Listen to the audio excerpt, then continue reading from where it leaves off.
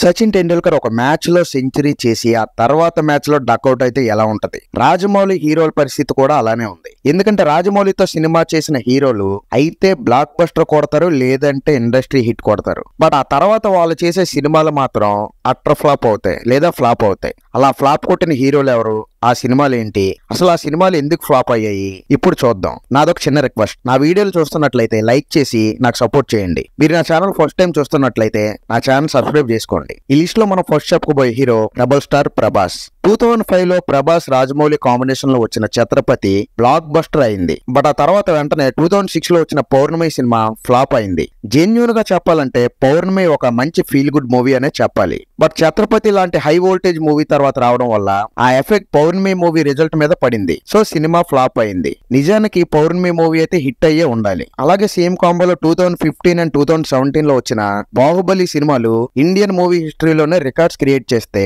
ఆ తర్వాత ప్రభాస్ చేసిన సాహో సినిమా ఫ్లాప్ అయింది. సాహో సినిమా అయితే బాలీవుడ్ లో మంచి ఓపెనింగ్స్ వచ్చినప్పటికీ మూవీ స్టోరీ పరంగా ఆడియన్స్ ని అట్రాక్ట్ చేయలేకపోయింది. ఈ లిస్ట్ లో మనం తర్వాత చెప్పుకోబోయే hero junior NTR. Junior NTR ఇంకా ఎస్ఎస్ రాజమౌళి కాంబినేషన్ లో 2001 లో వచ్చిన స్టూడెంట్ నెంబర్ 1 సినిమా బ్లాక్ బస్టర్ అయింది. అదే సంవత్సరం వచ్చిన ఎన్టీఆర్ సుబ్బు మూవీ ఫ్లాప్ అయింది. సుబ్బు మూవీ ఫ్లాప్ అవడానికి పెద్ద రీజన్స్ ఏం లేవు. మూవీ స్టోరీ పరంగా ఆడియన్స్ కి ఏమాత్రం నచ్చలేదు. అలాగే ఎస్ఎస్ రాజమౌళి 2003 లో ఎన్టీఆర్ తో చేసిన సింహాద్రి మూవీ ఇండస్ట్రీ హిట్ కొడితే ఆ తర్వాత ఎన్టీఆర్ చేసిన ఆంధ్రవాల మూవీ ఫ్లాప్ అయింది. దీనికి రీజన్ అప్పటికి ఎన్టీఆర్ చాలా చిన్న ఏజ్ లో ఉన్నారు. ఆంధ్రవాలలో ఎన్టీఆర్ డ్యూయల్ రోల్ చేయడం, అందులోని తండ్రి పాత్ర కూడా జూనియర్ ఎన్టీఆర్ పోషించడం, ఆ తండ్రి క్యారెక్టర్ ఎన్టీఆర్ కి అసలు షూట్ అవ్వలేదు. అంతేకాకుండా సింహాద్రి సినిమాతో ఎన్టీఆర్ ఇమేజ్ బాగా పెరిగిపోవడం కూడా ఆంధ్రవాల మూవీ రిజల్ట్ మీద ఆ ఎఫెక్ట్ పడింది. ఆ తర్వాత జూనియర్ ఎన్టీఆర్ రాజమౌళి కాంబోలో 2007 లో వచ్చిన యమదొంగ మూవీ బ్లాక్ బస్టర్ కాగా 2008 లో వచ్చిన కంట్రీ మూవీ ఫ్లాప్ అయింది. ఈ లిస్ట్ లో మనం తర్వాత చెప్పుకోబోయే hero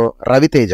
Raviteja and SS Rajamouli combination లో 2006 లో వచ్చిన విక్రమార్కుడు మూవీ బ్లాక్ బస్టర్ అయితే అదే సంవత్సరం రిలీజ్ అయిన రవితేజ ఖతర్నాక్ మూవీ ఫ్లాప్ అయింది. దీనికి రీజన్ విక్రమార్కుడు మూవీలో రవితేజ చాలా పవర్ఫుల్ గా కనిపించారు. ఆ మూవీతో రవితేజ ఇమేజ్ సడన్ గా పెరిగిపోయింది. అయితే రవితేజ లాంటి హీరో నుంచి ఖతర్నాక్ లాంటి సిల్లీ మూవీని ఆడియన్స్ అసలు ఎక్స్పెక్ట్ చేయలేదు. ఇక రామ్ చరణ్ విషయానికి వస్తే 2009 లో రాజమౌళి రామ్ చరణ్ కాంబినేషన్ లో వచ్చిన మగధీర ఇండస్ట్రీ హిట్ కొట్టింది. బట్ చరణ్ తర్వాత మూవీగా 2010 లో ఆరెంజ్ మూవీ రిలీజ్ అయింది. But orange movie utter flop అయింది. ఈ సినిమా ప్రొడ్యూసర్ గా వ్యవహరించిన నాగబాబుకి భారీ నష్టాలు కూడా మిగిల్చిన సినిమా ఆరెంజ్ గా నిలిచింది. జెన్యూన్ గా మాట్లాడితే ఆరెంజ్ మూవీ ఒక decent movie and Charan fans లో చాలా మందికి కూడా favourite movie. But movie flop అవడానికి కారణం ఏంటంటే మూవీ షూటింగ్ అంతా కూడా ఫారెన్ లొకేషన్స్ లోనే జరిగింది అండ్ మూవీ బడ్జెట్ అనుకున్న దానికన్నా ఎక్కువ అవడం వల్ల కలెక్షన్స్ పరంగా అనుకున్న టార్గెట్ ని మూవీ రీచ్ అవ్వలేకపోయింది. ఈ లిస్ట్ లో మనం తర్వాత చెప్పుకోబోయే హీరో నితిన్. ఇక నితిన్ రాజమౌళి కాంబినేషన్ లో 2004 లో వచ్చిన సై సినిమా సూపర్ హిట్ అయింది. బట్ ఆ తర్వాత 2005 లో వచ్చిన నితిన్ అల్లరి పుల్లోడి సినిమా ఫ్లాప్ అయింది. దీనికి పెద్ద రీజన్స్ అయితే ఏం లేవు. నితిన్ స్టోరీ సెలక్షన్ వల్లే ఆ మూవీ ఫ్లాప్ అయిందని చెప్పొచ్చు.